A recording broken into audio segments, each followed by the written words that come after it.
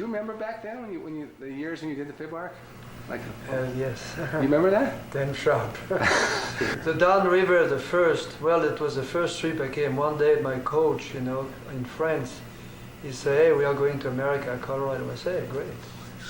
Nice, I like to make a good trip there." Yeah, it was great. I really had a fabulous time because it was a big party for the whole town. Yeah. I didn't know that, but I learned, and I learned better. I know about it now. But the way it got started, Salida, it was very interesting. There were some pretty smart people down there, like Ted Jacobs, a real estate guy, and he wanted to promote the good location of Salida. He thought it was a beautiful spot, and he was right. And he's one of the people who thought about trying to get some worldwide reputation. And he thought about the boat race. And they offered the prize money and organized it. Was kind of a joke at the beginning. And then it got big, it got known worldwide. Yeah. These guys got to arguing up here at the coffee shop about different things. One of them said, "I could even beat you in a boat race down the Arkansas River." And neither one of those guys even run, I don't think. And these two Swiss boys were over here, and they run it in their kayaks. But that's when it went clear to Canyon City. Mm-hmm. Well, it got very well known after 1953, 52. In 52, two Frenchmen came. Yeah. Two Frenchmen came and they were second in a canoe. Mm-hmm. But it was kind of a race, it was open to any boat.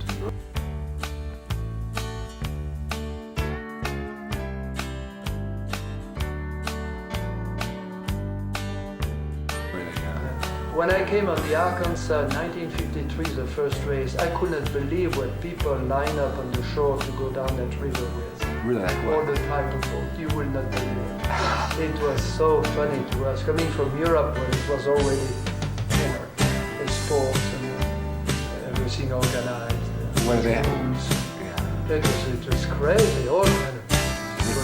Some people, it was a thing to do, it was a big macho thing. And they loved it, they were great guys, but they scared me because they didn't know much.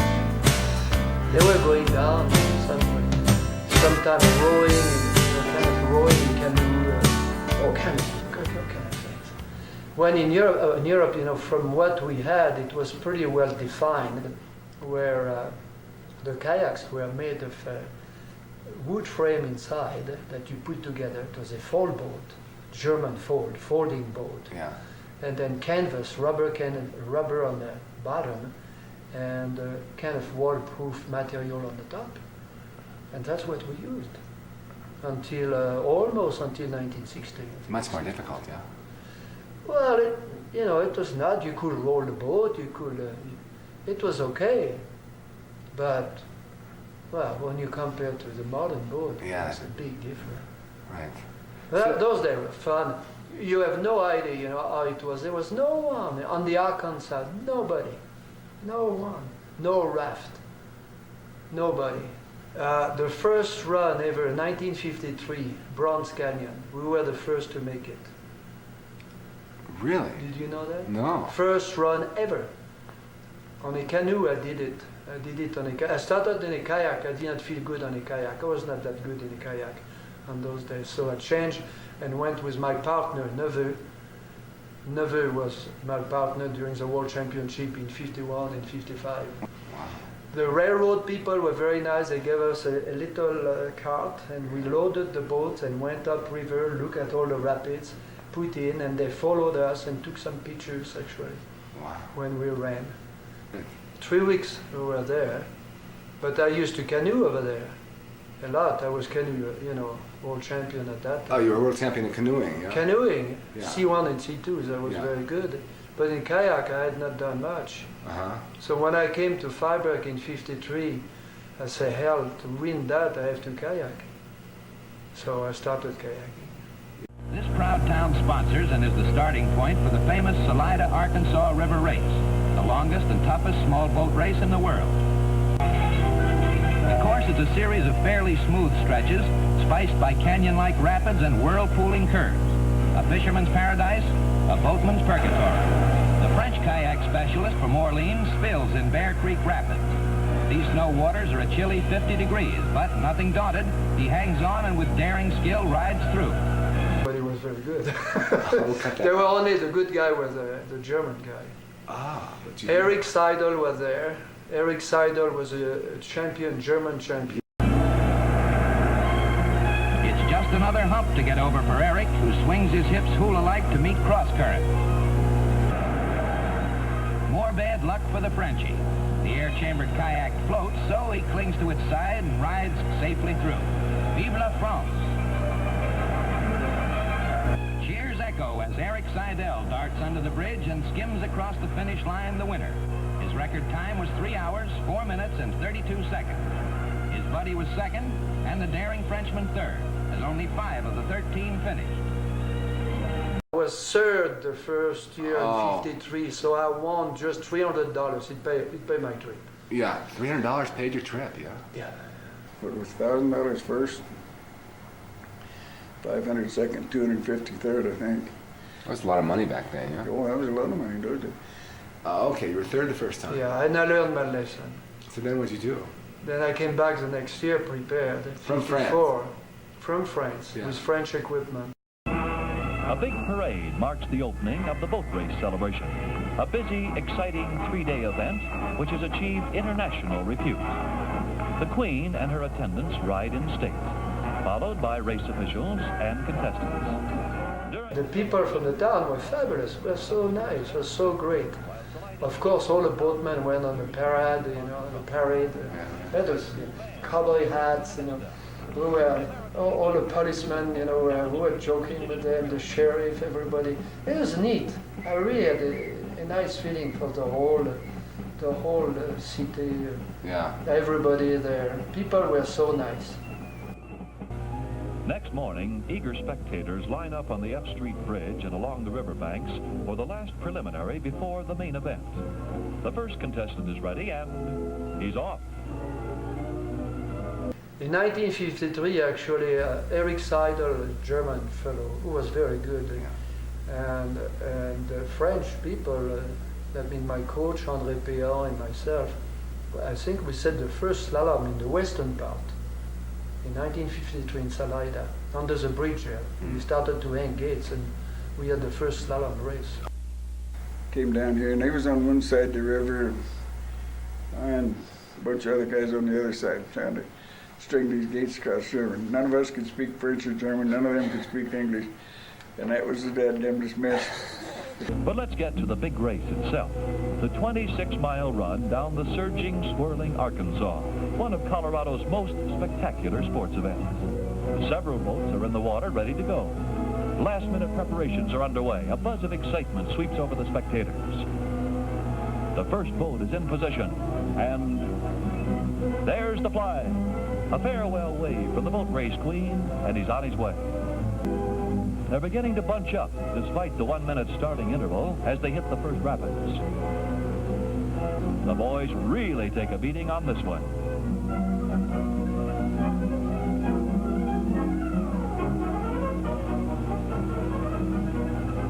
The finish line is the highway bridge at Cotopaxi. 25 7/10 miles as the trout swims from Salida.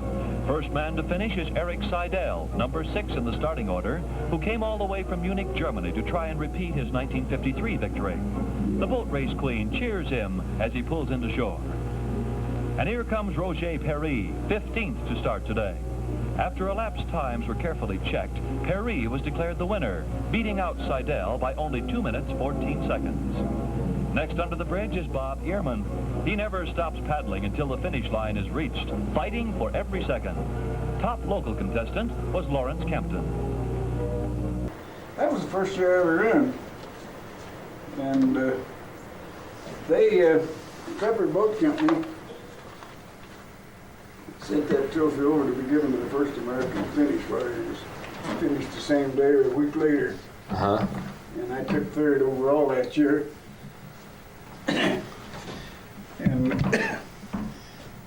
of course, up until that time, I wouldn't even. Of course, I was a prisoner of the Germans during the Second World War. Right. And the way they treated us, I hated everything about him. And this Dr. Hans Klepper, he was no relation to the guy that the Klepper Boat Company. And I don't think he was even a doctor. I think it was just an honorary title. Yeah. He made when he presented it to me, tears was running down his cheeks. He said, "Don't blame all the German people for what some of them done to you." And he kind of changed my attitude a little bit.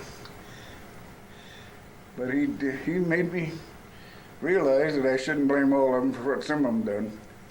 So that changed my attitude towards the Germans. Of course, I think if the guy walked through the door that took me prisoner that night, I think I'd recognize him. You guys didn't wear helmets back then, eh? Oh, no. You guys, no helmets? No helmets. So was it, No swim, no life that was when jacket. guys were tough. When men were men, yeah? We just went for it. Okay, Walter Kirschbaum, I met him in Italy in 1953. He was world champion then. Did a lot of first run around here. Crystal River, the Upper Roaring Fork, Gore Canyon. Gore Canyon, yeah.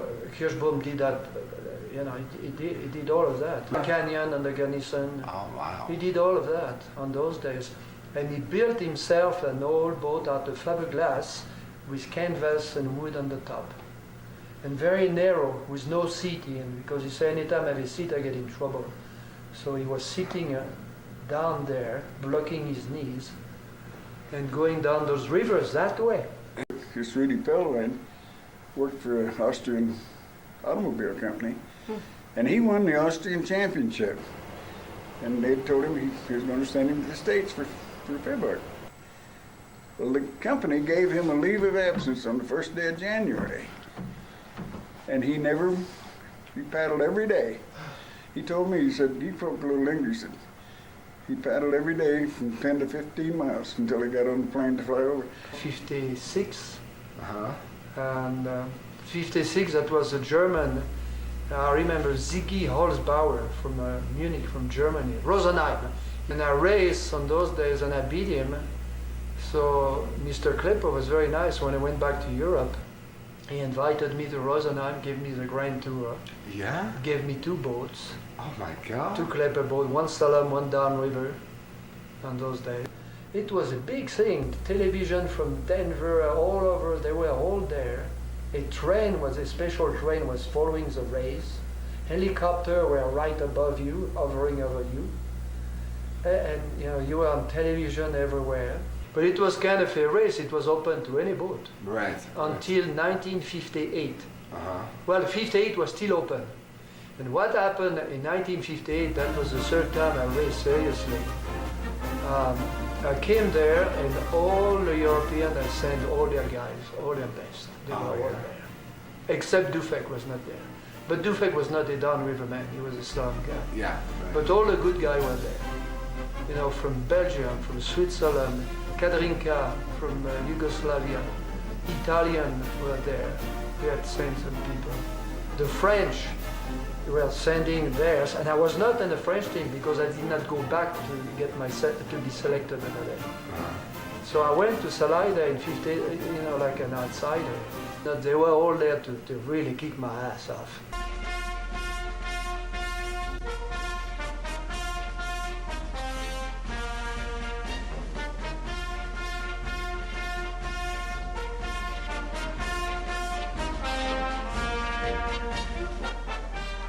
All the guys who came from Europe had a regulation boat, of course. And I had the Klepper boat at that time. That was, I knew, it was slow. It was slower than they had plastic, starting to have plastic boat. And who was the best? The Belgium was very good. Dr. Beaujean. Beaujean was very good. And they were all, the Germans were pretty good. It was very good. The Austrians were there also. So there was a very good gang, and they had a fast boat. So I was training with a German Klepper boat, and I knew I was a little, on the slow side because the boat was slow. So there was a guy from Southern California. His first name was Tom. I forgot his last name. He was a friend of Tom Johnson, and Tom Johnson had built a boat that was a boat, a fiberglass boat, and the poor Tom, he was swimming at Bear Creek all the time with that thing. He could not handle it. How long was it? It was a little longer. It was 5 meters. Oh, 5 meters. So the regular boat was 4.5. 4.5. And that boat was 5 meters long and 50 centimeter wide. And it was damn fast. But it was pretty touchy to run the rapids. Yeah. And 3 days before the race, I went to see Tom. I said, Tom, you have no chance. You are not going to make it. You know that you are going to come to Bear Creek and you are going to swim. He said, yeah, I guess you're right. I cannot make it. I said, well, I exchange your boat against for mine. In my boat, you'll make it. You'll finish the race. So with your boat, you'll swim and you'll be out of the race. But I said, well, I'll think about it. And 2 days before the race, he came to me and said, okay, Roger, you can have my boat if you want. Boy, I jumped in that boat, I rushed to Cottonwood Rapids, Tin Cap and Cottonwood, and I tried. I wanted to see if I could make it. No problem. It was the day of the race. I came with that boat on my shoulder. Boy, the Europeans, they were not saying a thing to that guy when he was practicing. They didn't care. But when they saw me coming with that boat, big uproar, and they say, well, guy, it's open race. And we were right on the starting line. And I think it was from minute to minute we were starting still. And I was lucky, I was one of the first ones to start, so I had nobody, not many people in front of me. I was number 3, I think, 2 guys ahead me on the whole game. So I had a great race. Of course, I was ahead, Beaujean was behind.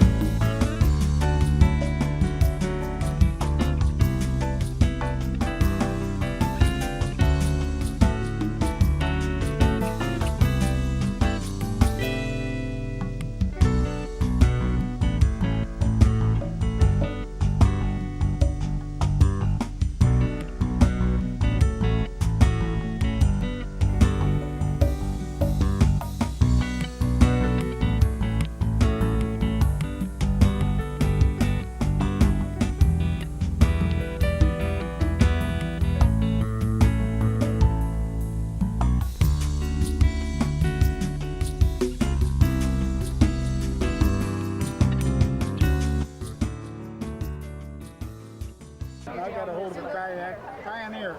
He was paddling me out into the estuary bridge when ice was floating down the river. Then I won it in 59, finished third in 61, and that's when I quit. But we used to have a lot of fun. And if some guy got in trouble going down the river, anybody would stop and help him. So that ain't never whether he was racing or not.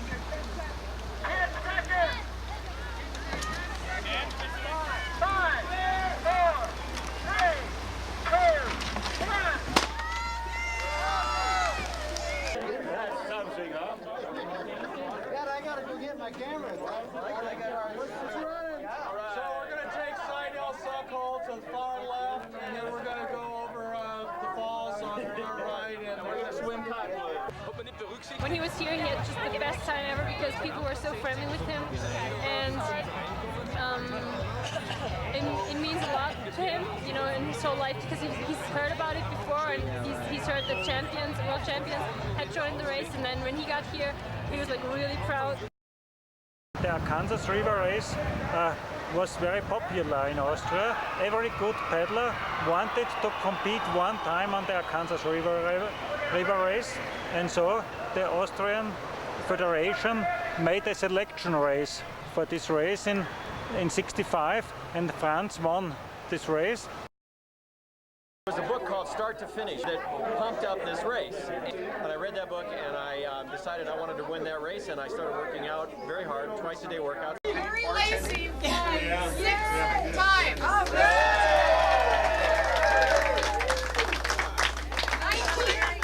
1976, 1977, 1979, 1983, 1984, 1987. Said ever since I was a kid, that burning dream to race in Fibark. When I was in high school, I was about 15 or so, we came down and watched, and I was looking at it and I was thinking, boy, someday it'd be nice to get in that race and do that race. Finally got the nerve, jumped in a boat, and off I went. And then I got a little faster over the next couple of years and decided I could go ahead and win this thing. Or I could, maybe. It could happen. And so it did. 81 and 82, I was the man. In 1987, I got third, and it kind of charged me up. And I went to Europe that fall, and I worked in the Prion factory, and I went out training with those guys in Rosenheim, and they told me how bad my technique was, and they worked on it. And next year I was second. Yeah, you got fast in a hurry over a couple of years there. And in 1990 I got first. And I'm doing the rafting now because it's still a challenge, and I've done that for 10 summers now. Wow. Time goes so fast. So usually I go up the Middle Fork because that's the most beautiful stream. And I like to do it because, well, it's a nice way to spend the summer. I live outside, get paid a little bit, work as a boatman, you know.